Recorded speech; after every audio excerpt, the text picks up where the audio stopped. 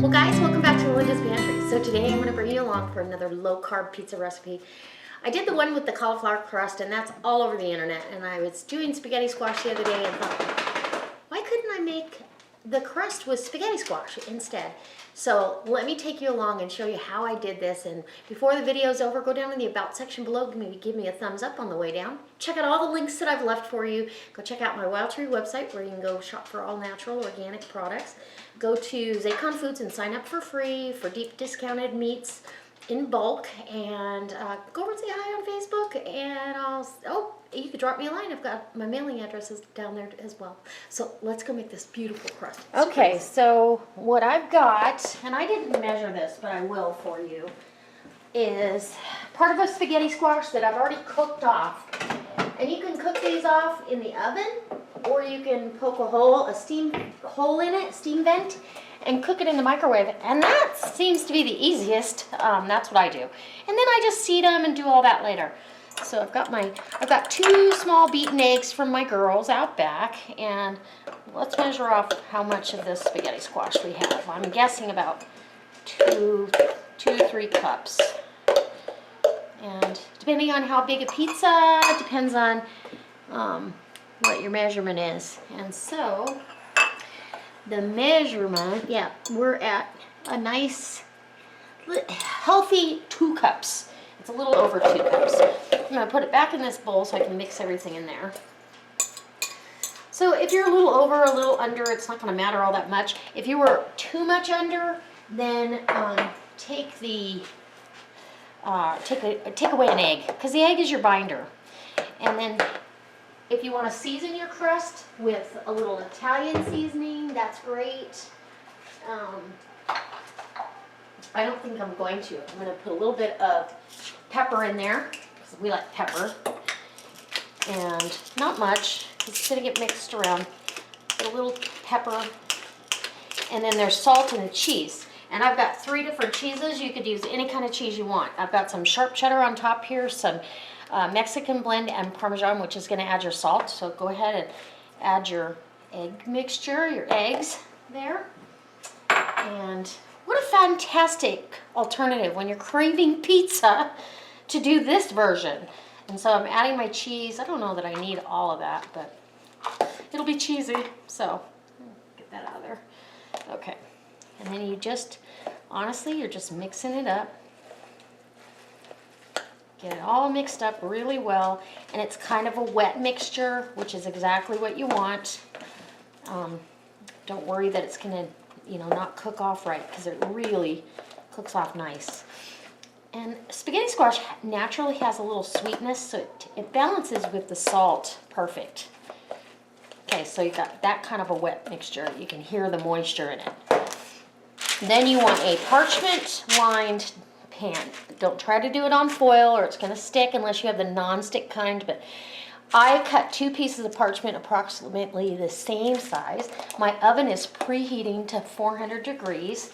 And you're just going to take your mixture and put it out on your parchment, because this is where you're going to build it.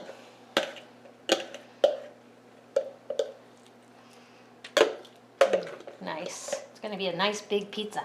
And then you just, honestly, you're just spreading this out. And you can spread it out, make a rectangle, which is what I think I'm going to do today. I did a round one. Maybe we'll do a round. We'll see how big this is. You want it kind of thin. You don't want it too thick, or it takes, because it already takes quite a while to cook up. Let's get as big a round one as we can on this. And you could put this on a pizza stone, but still the parchment needs to be there. I haven't tried doing one of these on the big green egg yet, but I'm sure it would be fantastic, because everything on there is fantastic. So make it as round as you can. And there we go. Enough to hold some toppings, but not too thick. So there you go. And you could mash this with your hands if you wanted, but the fork works really well. And go around your edge with your hands to make it nice and round or roundish. And there we go. I'm gonna go all the way as far out as I possibly can. My husband was even impressed with this one. We were kind of, oh wait, I want that last piece. Back and forth. We had to share it. You take a bite and I'll have a bite. Okay, so this is going in a 400-degree oven. I'll time it for you. It's till it's golden brown, and then once you've got it nice and golden brown, you're gonna flip it and let that finish being more golden brown as well. So, because you want this really well done before you put your toppings on, so it'll hold your toppings. So, this is nice and golden brown, and it is, I mean, it's completely cooked. The squash was already cooked, and you can get this off the parchment. Oops, I just tore it. That's why you cook it for a long time. But you can see that it's going to be easy to get off the parchment. It's got a little bit of integrity to it. Now we're going to flip it and cook it for another, that was in there about 15 minutes. So we're going to cook it another 15 minutes. And what I do is I take, nice thing about parchment is it's not hot to handle. I take and hold it real tight side to side, and then you're going to flip it onto your other parchment, easily peel that off, and see how pretty that is under there? It's great, but you get some of the oils from the cheese out, and it also ensures that everything is cooked completely through, and you want it firm so it'll hold your toppings. So we're going to go back in the oven for at least another 15 minutes. If you feel like it's getting too brown on top, you can always put that parchment on top of it to keep it from browning too much. But okay, so here's our crust. And the piece that I tore, it kind of shrunk away, but it's all good. I'll either eat that first, but you've got a nice integrity to it, so it should hold up.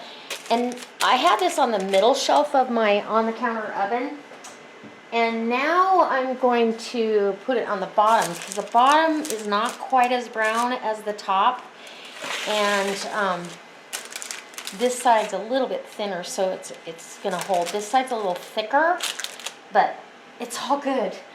And now I made my pizza sauce with a tablespoon of Wild Tree's pizza blend and literally a can of tomato sauce. You let it simmer on the stove for 5 minutes. I chop up a couple cloves of garlic because I love it. But this makes fantastic, absolutely fantastic pizza sauce. It's so good. And it's so easy.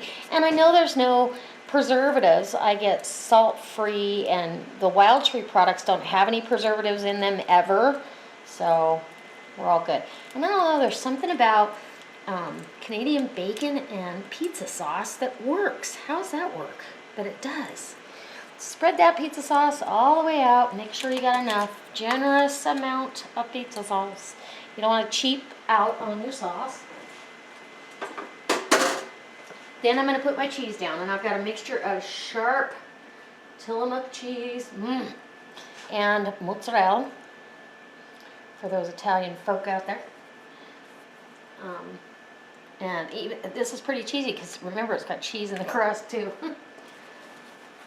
So if you're trying to stay away from fats completely, you know, you'd have to alter this. Don't put any cheese on it. Just have the cheese in the crust. And you could use less cheese. I would wager that you could do it without the cheese in the crust, and just do the eggs and the squash. But that's for a different video. So now I've got my cheese on there, and oh, doesn't that look good? I've got some beautiful nitrate-free Canadian bacon. I'm covering that puppy up with Canadian bacon. And don't cheap out on this either. Everybody needs some Canadian bacon in there on their bite of pizza. Okay, I think I can fit one more there. There we go. That looks good. And then we've got pineapple, and this was canned chunk pineapple. I cut the chunks smaller because they were rather large. And then I also, just because of who I am, I love jalapenos on my pizza. Because you know I like it spicy. So I arrange everything so it's kind of even. because when you cut it, you want to make sure everybody gets kind of the same thing on their slice as everyone else, and evenly distributed. Make sure it looks good. And then we put the jalapeno rings, and I seeded it in, this jalapeno, or two. It's 2 jalapenos I've got here, but I went ahead and took the seeds and the membrane out because on its own, and I'll take a little bite. It's got a great flavor to it, but it does have some spice to it, so it doesn't need to be hot. Just beautiful. Okay, so that looks pretty good. I really like it to have a pretty look to. Ooh, yeah, that's spicy. Whew, that had some of the membrane on it. Okay, we're gonna put this back in the oven, 425 now, until everything is melty and delicious, and it's time to bring it out. And I've let it sit here and rest till it cools off, so you know you can actually pick it up. And I like red pepper flakes as well as what a beautiful pizza. Cheese. And really and truly, this was super easy. It didn't take as long as dough would, and it's low carb. You could make this all vegetarian if you wanted. You could, like I said, omit some of the cheese if you wanted. This is totally up to you how you do your pizza. So I'm going to put that over there because he doesn't have a home. And that one there. All right, so there's my piece. You can see it holds its shape pretty well, but I got to put some parm on there. And oh, I can't wait. So I'm just going to put parm on part of it because the rest of it my husband will probably eat, and I'll give him the option to do what he wants with his own pizza. So we got a little bit of everything on here. I'm going to move this jalapeno ring. Make sure you can see what I got. Look at that. Isn't that pretty? Mm-hmm. Mm. Mm-hmm. Oh my goodness. And the bottom, if you look, it's all golden brown. It's nice.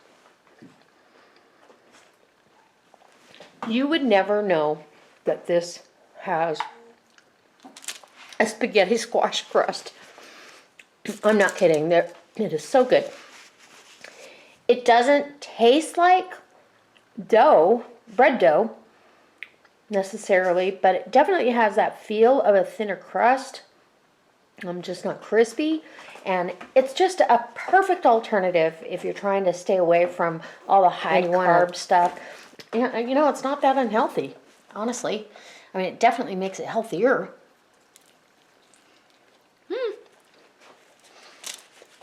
Oh goodness, that is so good.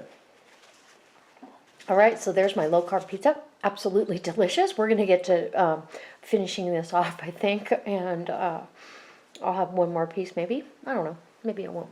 But fantastic. I hope you try this. I hope it inspires you to come back next time because I've got lots more creative videos for you in the future. And as always, guys,